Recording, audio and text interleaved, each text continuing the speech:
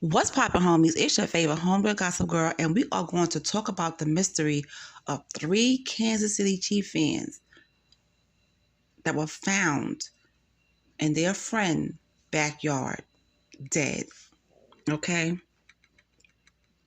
So, questions are swirling over the mysterious death of three Kansas City Chief fans who froze to death in a friend's backyard after watching a playoff game.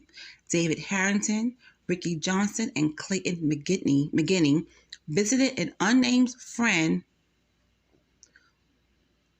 house on January 7th to watch the Chiefs playoff win against the Chargers, but they never returned home. Now, when the fiance of one of the men couldn't get a hold of him for 2 days, she broke into the home to discover one of their bodies on the back porch. After police were called, they quickly found the bodies of the other men also in the backyard. The homeowner claimed the three men froze to death, and investigators ruled out foul play as they declined to make any arrests. Now, the loved ones of the men are speaking out to demand answers as they insist the reported circumstances of the death simply doesn't add up. And I agree, it doesn't add up. It really doesn't. Nobody believes this story, said Harrington's mother, Jennifer Marquez. None of his friends, none of the family members, and none of us believe it. Everybody is furious. The family of Johnson, a father of three, spoke with News Nation this week, saying they have been left grief-stricken and confused at the sudden death of their loving man. Of the loving man, not they loving man, but the loving man. It's very hard holding up, said Johnson's mother, Norma. Something is not right. She said the police are not doing anything to solve the mystery of her son's passing and called for the homeowner, who has been publicly unidentified, to be at least investigated. So at the time of this article was written, he wasn't identified, but now we know who he is, and I'll get to that in a minute. Now, although relatives of the men feel investigators has not given this case enough attention, the Kansas City Police Department previously said they are awaiting medical examiner's results on a cause of death before moving forward. The department did not immediately respond to a request for an update of the case. Now, the cops have also reportedly doubled down on their determination that no foul play was involved in these deaths, and they say they are treating this case as a death investigation and not a homicide. But the answers from police have done little to satisfy the men's loved ones, with Norma speculating the trio were poisoned. There is no evidence that has been presented by the police to support that theory. But what else could it be? What else could it be? Three healthy men, okay? Just gonna go in the backyard and freeze to death? No, something happened. Something isn't right with this case. Something is off. Something is off. Some who claim to know the men claim the circumstances of the owner of the home was even more bizarre, with a Facebook post written by friend Kaylee Latier, reported by Inside Edition, alleging he had a strange reaction when confronted. He was inside his home alive while my friends were dead in his yard for Lord knows how long. They were all hanging out since Friday after the game on Sunday. He knew people were looking for them, she wrote. He read messages of people searching for him on Tuesday. My husband banged on his door for 20 minutes. My friend banged on his door and then busted a window and yelled and announced her presence while she's inside, and still nothing from him. Then the cops come 10 minutes later, and he comes out nonchalant in his boxers with an empty glass in his hand. Now, Johnson's sister added that they haven't heard much at all from the investigators and have been left in the dark over how they came to their conclusion that no foul play was involved. The 2-day delay in finding the men and the lack of any reporting of their disappearance has also raised eyebrows. Johnson's brother, Jonathan Price, said that he heard the owner of the home had animals that would need to go outside and claimed the city didn't get enough snow to submerge the men for them to be hidden for days. There's many different things that doesn't add up. We just don't understand how somebody would at least be investigated in any way. We've heard that he's moving out as well, so we don't know if he'll even be sticking around much longer. This is horrible. The family has to go through this. He said Johnson and his two friends were inseparable, but he did not know the homeowner, okay, and hadn't heard how his brother met him. Price said he didn't want to speculate over his brother's death, but said the circumstances doesn't make sense to him at all. My brother was a smart man. There's no way that he would just freeze to death. Freezing to death is not a cause of death that I would accept, he said. Now, in a GoFundMe for Johnson's funeral, he was described as a cherished son, brother, uncle, and friend who was beloved by his 3 beautiful daughters. Jonathan's father raised the possibility of legal action, telling the news outlet that he has retained an attorney and is waiting for a search warrant to be issued on the home. I'm not going to stand back and let it go, he said. I will go until the day I die to get this figured out. Something happened. Something happened, and that guy is just, he's not talking for whatever reason. And I do understand, the family's frustration. It's frustrating. Very frustrating. Okay, so now we know in this article, because I'm going to read you a different article, I'm going to try to give you as many updates as I can as I go along. Now we know the guy name is Jordan Willis. Okay, he is 38 years old, and he said he had no idea how his friends died, and he was sleeping. Let's get into it.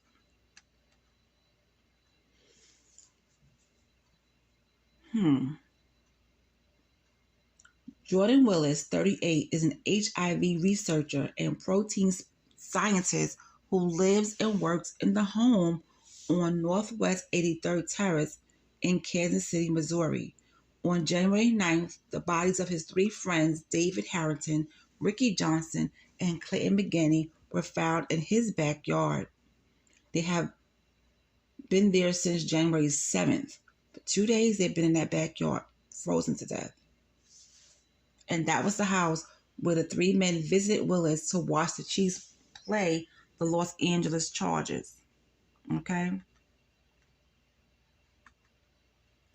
Now, Willis' attorney claims he said goodbye to his friends, 2 of whom he'd known since high school, then he crashed out on the couch. A short time later, he says he went upstairs to bed, leaving the doors unlocked. The 3 men, he says, then returned to the property and at some stage went outside. Now, there was a 5th man in the home on the night in question, a buddy who Willis says left earlier than the other 3 men. No other information was found out about who this other 5th guy is. So his identity is not out there. Now, Jordan's lawyer, Paserno, insists Willis had no involvement in the deaths of the 3 men. He has nothing to hide. He went to the police station and spoke with the police officers without a lawyer present. He allowed them to search his home. These were his friends. He bought tickets for them to all go to the next Chiefs game. He didn't want any harm to come to any of them.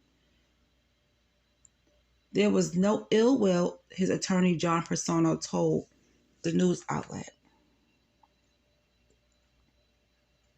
He slammed internet sleuths and those assuming that he is to blame, calling the speculation unfair. Persona refused to answer questions about whether the men were using drugs. The results of the medical examiner's toxicology report has not been released yet.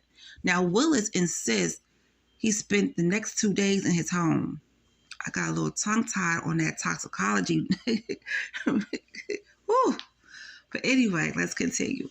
Willis insists he spent the next 2 days in his home, not thinking anything of the fact that his friends' cars were still outside, and only learned they died when the fiance of one of the men broke into the home on January 9th in hopes of finding him. So, okay, he knew that somebody broke into the home, okay, but he still didn't come downstairs to say, hey, what's going on? He notices his friend's car was still outside, and that didn't hit your mind, like, to figure out, hey, let me go downstairs and see why, who's here and what's going on. I'm sorry, but something is not right with this guy here. Something is not right with him. Now, he believes that after he waved the men off on January 7th, they returned while he was asleep to hang out in the living room.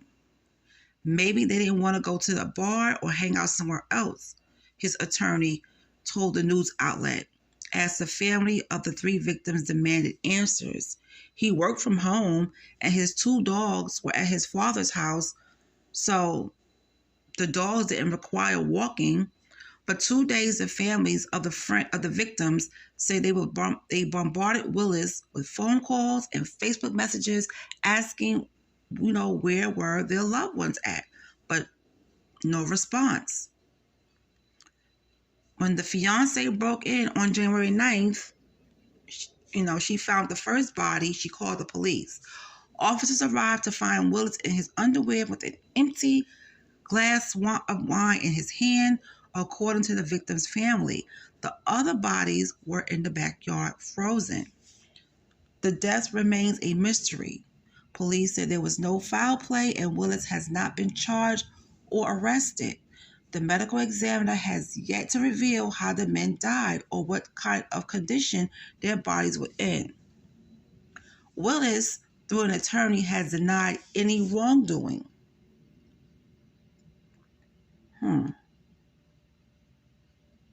So, we know that Willis moved out of the apartment. He shut down all of the house. He shut down all his social media. Okay? What's going on? And of course, the lawyer is saying he had absolutely nothing to do with their friend's death. Now, he has moved out of the property and deleted, like I said, all his social media accounts. Now, Willis' attorney said he did not hear the victim's loved ones banging on his door because he sleeps with his headphones on and also a fan on. He also claims he did not see their Facebook messages until after the police showed up. He does not know how the men died and says he never suggested that they froze as had been reported. Willis is an accomplished scientist whose research into COVID and HIV has been praised in medical world. In interviews, he described his 2 pit bull mixes, Sadie and Daisy, as the light of his life.